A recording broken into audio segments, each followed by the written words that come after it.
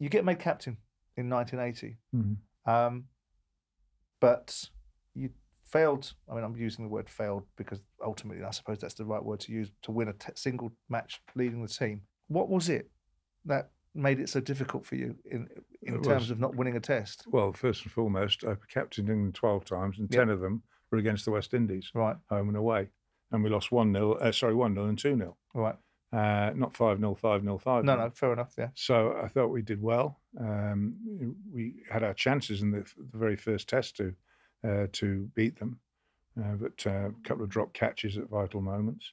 Did you want to change anything? What you're saying basically is sod the statistics, right? The fact of the matter is we played the best team in the world over 10 of those games, and really and truly we didn't do that badly. Well, and also you've got to put into the equation the fact that when we got back from the West Indies, the selectors then said, "Oh, you're captain this next game by game." And ridiculous, right?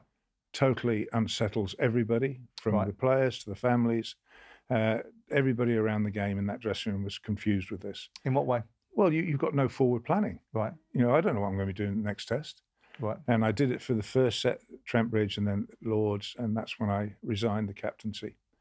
And Alec Bedser then went on television and said, yes, he has resigned, but I was going to sack him anyway. I mean, that's what you're dealing with. I mean, not helpful. When you look back at it over that period of time, I mean, obviously it affected your form as well, didn't it? Definitely. Right. But is there anything that you look back on, because we can all do this in our lives and review things, if you had your time again in that situation, what would you have done differently? I wouldn't have taken the captaincy at 24, not against the West Indies, but I saw that as a challenge. Like David Moyes taking after Alex Ferguson. Right? Yeah, exactly. Yeah. So I actually, with hindsight, and hindsight is a wonderful thing, but when I was offered it at 24, you don't say no. But with hindsight, I would have, if I'd have sat down and just reined it in for another year and a half, then the Australians and India and et cetera, that would have been the time to develop that skill. Right. But when you're up against the best side that arguably ever lived, you don't have that time to fine tune it. They control the game. Right. And there was very little we could do. We had pockets of resistance, and we had little spells in the field where it all went well for us. But overall, it was an uphill climb and a very tough one. And you had to sit back and admire them, just think, crikey, these guys are just different league. But does that then translate? I mean, that doesn't translate. I mean, what you're saying, I suppose, is after the West Indies series, I've got the Australians who we were a match for at that time, weren't we? Mm. And the fact that you've only been given the gig on a test-by-test basis is compounding the problem of the fact you've been beaten by the West Indies. The media are on it and at it with you about the fact you ain't winning anything. And then you've got the Aussies coming here and you haven't won in the first two tests and your form's gone to shit. There's a thing called continuity. Right. And that's what was lacking from my point of view. But continuity is only a good thing, mate, if it's going the right direction, though, isn't Well, that's it? the point. We very hard to get it going in the right direction under those circumstances. It was almost a case of we went to the Caribbean and we knew we were going to get bombarded, but we survived that. Right. But we couldn't get over the edge. We just, as much as we tried and wanted to, they always counterattacked us in some way. They were simply the best. Yeah. So do you think it's unfair then that the observation of you at that time, from the point of view of how young you were to be the England captain, but also the body of work that you had to embrace, which is the best team in the world, that ultimately you should have been either given more time, more support? Do you know, I'd actually, if I'm 100% honest, when I actually resigned, I felt a different man. Right. In what way? I had weight gone off my shoulders. I can now clear the head. Right. And because when you're a captain, and this is probably where I was not at my best, is that you have to think about everybody else. Everybody else, yeah. And not so much, if you're playing football, the game runs itself. The players run themselves. Captains really don't. It's just about going tossing a coin, really. There's not a great deal to it on the field. Off the field, it's different. So it's like rugby. There's probably more motivation from a captain in a rugby field than there is. So you must be able, or can you? Let me say, don't paraphrase your answer. I mean, you must identify or be able to relate to or understand to some extent what Joe Root said when he stepped down, because Joe Root said, "I've loved leading my country, but it's hit home how much of a toll it's taken on me and the impact it's had on me away from the game." Yeah, it does. And when you got to the point that you had to try and keep the guys thinking they can get there, yeah, and do it. And when in my heart of hearts, I'm thinking it's going to take a miracle. We're Right. going to, something sensational has got to happen, and it didn't against the West Indies. But I still say 1-0, 2-0 Yeah. was a pretty bold effort on home and away, back to back. Given what you were playing against, were you a leader? I don't. Do you know? I'd never been in that position since that day I'd resigned. I was. Mike Brearley would probably back this up. He said, and Bob Willis certainly did.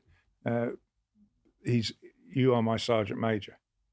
You're my man in the trenches, and that's how. And I actually, to be honest, I think that's probably where I was better. Captaincy, I think it was knocked out of me in that period, right? And I don't think I wasn't that bothered. I had no real interest in going back to it. So we had players, Gucci, Gower, Gatting. I'm fine. I was fine. Is there a difference in cricketing terms between a leader and a captain? I mean, I look at Kevin Peterson, and I think that there's certain aspects of him that makes him a leader, but not a captain, because I think he's a divisive character and all about himself. And I don't know if you agree with that. We brought KP over virtually, our management group, and we actually managed him when he first arrived. He's not, he wasn't the easiest to handle, but at the end of the day, he was focused on being the best, and that's what he wanted to do.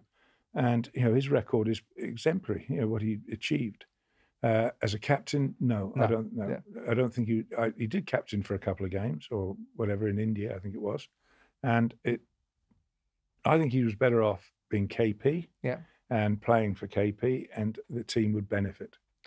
Because there was that big thing, wasn't there? I think was it 2014 or 13 over in Australia, where the divisions between the popularity of Kevin Peterson and Graham Swan come to the fore. And Swanee had all the popularity, but Kevin Peterson had some of the gravitas and cachet of being the best batsman and also the captain. And then you've got this divided dressing room as a result of it, because people like Graham and they don't necessarily warm to Kevin. If you had been playing with him and you'd been in the dressing room with him, how would you have dealt with him?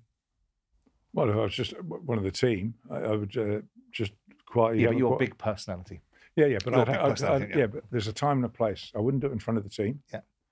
If we were walking over to the nets or to whatever, or walking to the car park, then I'd have a chat. I'd just say, "Come on, mate, you're better than that. You can help these guys. They need your help, and they need your positivity." That's the way I'd have tackled it. I didn't play with him, so I don't know if that would have worked. But I think a few players did have words with him. But whether they were constructive or destructive, I'm not quite sure. Because probably without both, yeah, I would think so. It's a fair chance, yeah. But no, look, KP has done extremely well for himself, and I wish him all the very best. But it's a little bit. He plays the way he commentates. It's 100% all the time, all the time. When I was taught a lesson from the late great John Arlott many, many years ago, when John said to me, when I just started looking at commentary and working and doing little bits here and little bits there, back in 1980, somewhere around there. And he just said to me, he said, "Well, you're going to end up probably in television." He said, "But remember one thing." He said, "Remember that there's a television and there's action. Your job is not to roll over the action, but to fill in around it." And that was a great lesson to me. And there are times you just let the game on the screen do the talking.